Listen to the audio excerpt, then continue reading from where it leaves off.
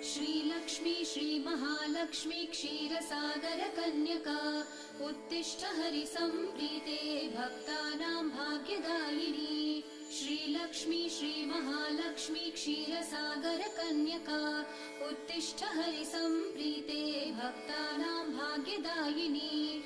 उत्तिष्ठोत्तिष्ठ श्रीलक्ष्मी विष्णुवक्षस्थलालये उत्तिष्ठ करुणापूर्णे लोकानां शुभदायिनी।